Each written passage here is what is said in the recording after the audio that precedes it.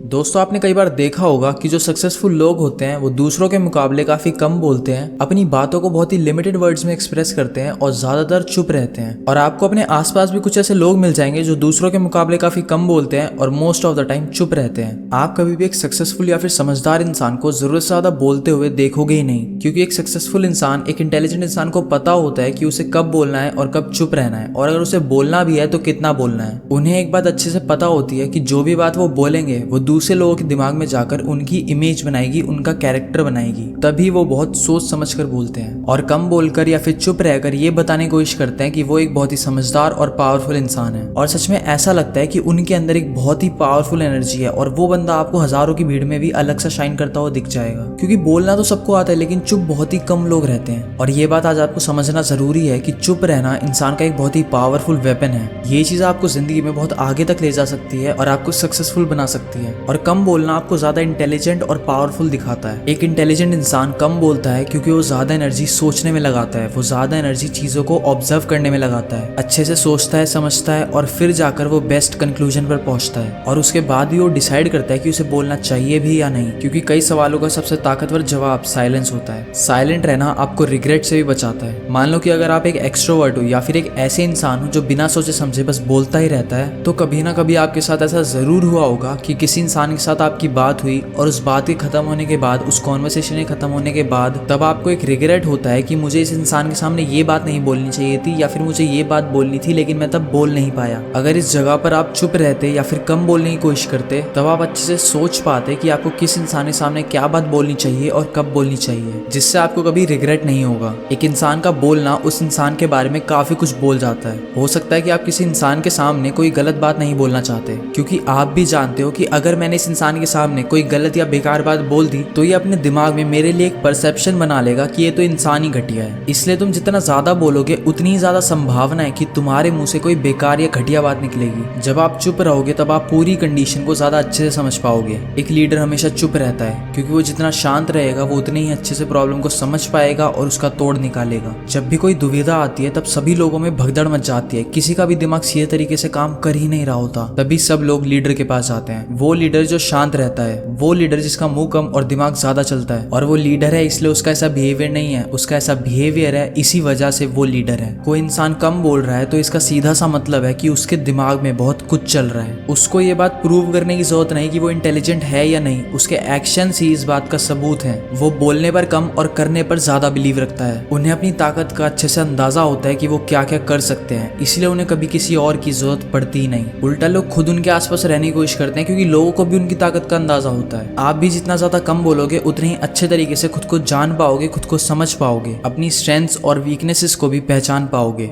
Stay safe, keep grinding and don't forget that you are a winner.